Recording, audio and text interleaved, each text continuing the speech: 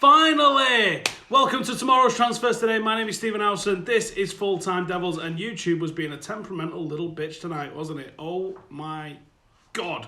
What's happening, everybody? I hope you've all enjoyed the football and the World Cup, and we're going to get stuck into some transfers. So I hope you've all been all right. Let's get stuck into them then. So the first one we're going to talk about then is Lorenzo Pellegrini. Now, this is a young man that's got a very talented future ahead of him. He's going to have a top career, I think. But is it going to be at Manchester United? Well, the MEN claim that United are in for him and that he's going to replace Marouane Fellaini, which just about sums the MEN up, doesn't it? Because no way does he play anything at all like Marouane Fellaini. They also claim that he's going to be replacing Milinkovic-Savic, as we said in yesterday's transfer review, on this sort of £100 million sort of deal for a guy that's played 20-something games or something in Serie A last season. I'm pretty sure the MEN just don't even watch football. They just write clickbait headlines. I think that's their game. I think that's what they like to do. I think Pellegrini's a top footballer. Not sure where he would fit into United. Why would you be going for someone for like £100 million signing? £100 million signing is a first choice player, isn't it? You bring them in, they play. Simple. A guy that's played 22 games, he's not going to be a £100 million signing, or he shouldn't be a £100 million signing. He's going to be a reserve. It makes no sense whatsoever. He's definitely more of an 8. It doesn't make any sense whatsoever in terms of what they're saying. Does the deal make sense?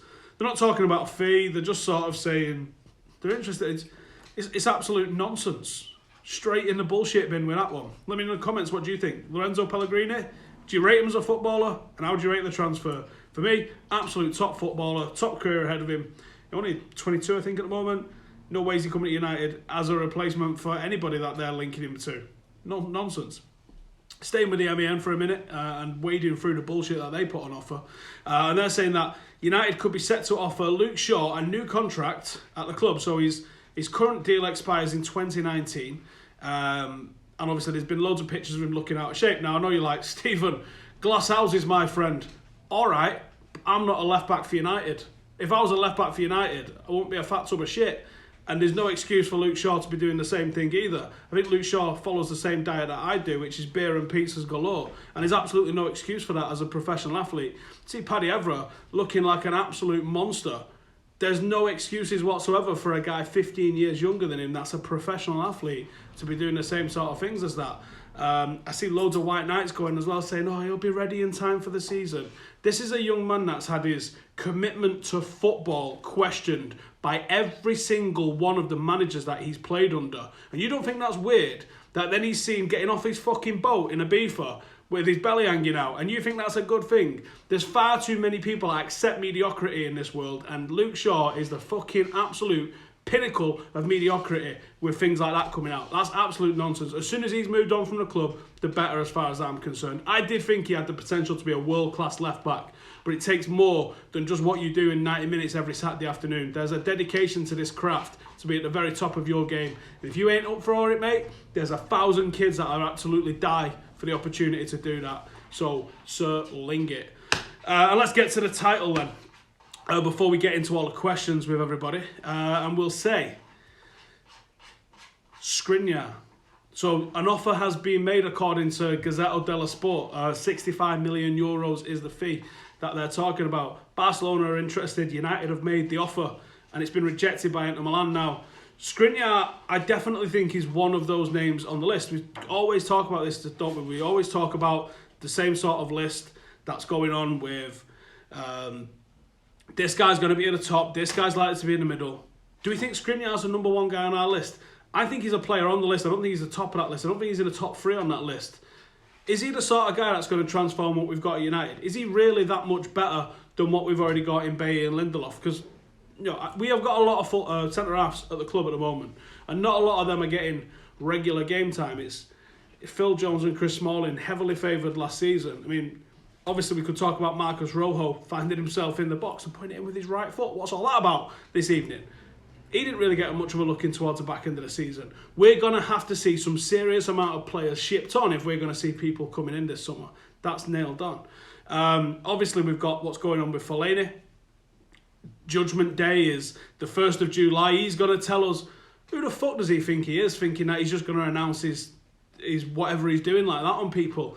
Here's a fact. He's not staying at Manchester United. And good. That's what I would say. Easy says, Skriniar's class, but Lindelof deserves a chance in the season. He's looked excellent for Sweden recently. Why would we sign another young centre-half? Skriniar's not that young, is he? I don't know off the top of my head, but I think he's definitely mid to late 20s off the top of my head. Let me just do a quick check there and see. He is 23. All right, he's a lot younger than I thought he was. I thought he was definitely in his late 20s.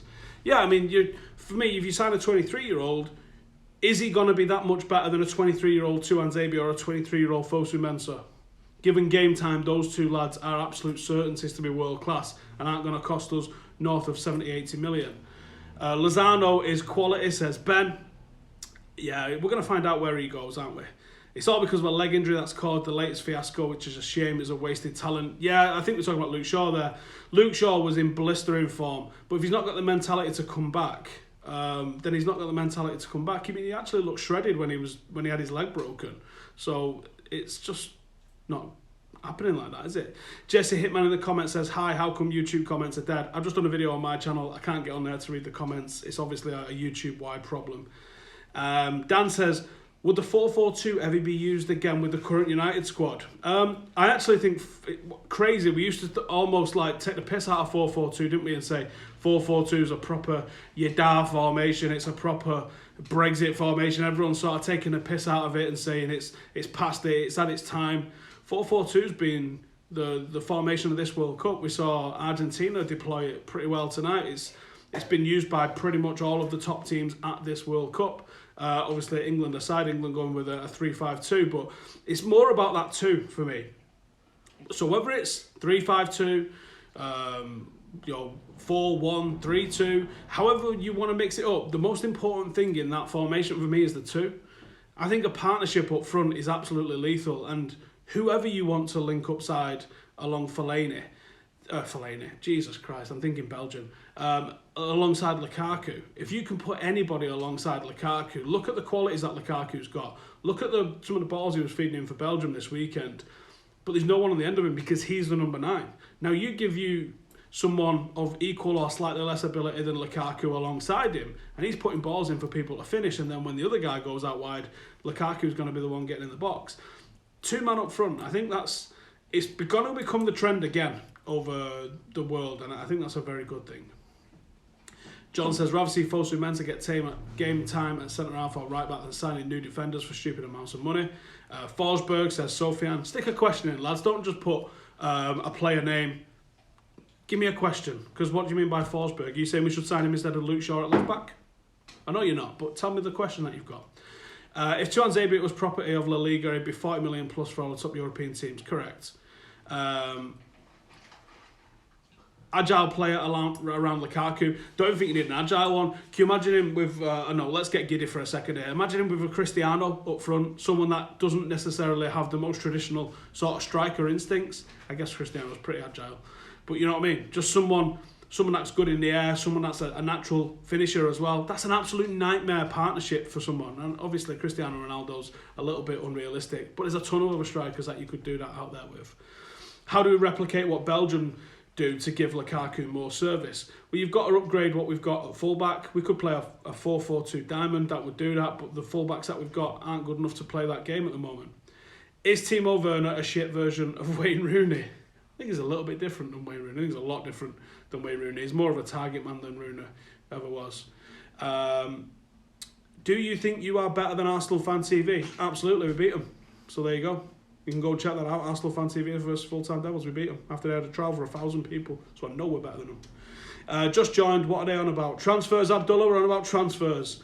We need Dean Ashton. That might be getting a little bit giddy. He's well out of our price range. Any chance of a quick recap? No problem. So the first one I was talking about then is Lorenzo Pellegrini. In the MEN, they're reckoning he's going to replace Fellaini. I think they're just going with keyword bingo there, knowing that Fellaini is obviously on his way out this weekend. Come on, my lads.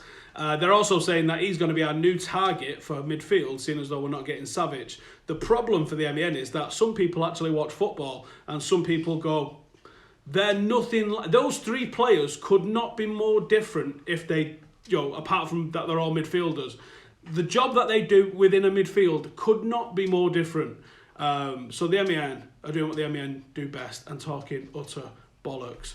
The next one we was talking about is that the MEN also reckon that United are set to offer Luke Shaw a contract coming fresh off the boat, with him being fresh off his boat over in Ibiza.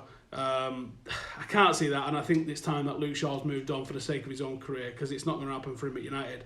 And Gazzetta dello Sport, which is a very respected outlet over in Italy, are saying that United have had an offer made for Skriniar, €65 million, but that it's being rejected. But there's also interest from Barcelona, so might just be jibbing it up a little bit on the old price there. Fekir, what do I think of him at United? We did see this yesterday, actually. I don't know if it was covered in last night's Tomorrow Transfers Today, but Fekir to United, I get the impression, when we filmed Tomorrow Transfers, not Tomorrow Transfers Today, we filmed the transfer review, we was having a look at what it was being said, and it was the Lyon president has come out, obviously, and he said, I had long talks with Jose Mourinho. Now, people jump to transfer conclusions, but he could have been having philosophical talks with him about how to run a football club, how to recruit a manager. Maybe not even the sort of conversation where he's trying to tap him up to be a manager, because I think Leon is not on the same level as Jose Mourinho. But it might have just been having, two professionals having a professional conversation about certain ideas that they have in the game. I think that happens a hell of a lot, and I wouldn't read too much into it. For me, Jose Mourinho does not negotiate transfers. That's not his job. That's Ed Woodward's job. So I think people jump into the conclusions that because Jose Mourinho's met this guy, that means that we're going to be signing anybody from Lyon. I'd be very surprised if that was the case. However, there's a couple of absolute ballers in that Lyon team. Ndombele being one, Uar being another one. Obviously, Memphis Depay. I'm hearing a lot about this kid. Has anyone ever known anything about this guy? Absolutely tore it up there last year. I wonder where he's come from. There's a hell of a lot of players at Lyon that I would love to get my hands on. Whether that means that's going to happen with Jose sitting down with this guy, I very much doubt it, to be honest with you. What's up with Timbo's Instagram saying exciting day tomorrow? What day is it tomorrow? Wednesday? It's 2-4 Wednesday at the cinema. Happy days. Kieran Trippier should be our right back. He's good and he's got a cross on him. That probably would improve us. Do we appear to be ignoring the right wing issue? Who knows? Don't know, Who knows? Shaqiri is nowhere near the level of quality of a United player, says Josh. When are we signing William and Alderweireld, says Paul. If I had to put my money on it, that would be the ones that I think that we're going for, to be honest with you. I want a Big Mac, says Puffin. Well, do you know what? I wouldn't mind a double cheeseburger from McDonald's while we're talking about it. How about that? I didn't expect that, did you? Not eating it on air though, but I'm going to wrap up and get it in my face. But thank you guys for joining us this evening. We'll be back tomorrow at 11 with some more transfers. Tomorrow's Transfers Today back at 11. I think Adam is on with you, and there's a little debate getting released around dinner time tomorrow, which is which United player is going to go furthest in the World Cup. So don't forget to check that one out and don't miss that one out. And I will see you in the next one. Laters.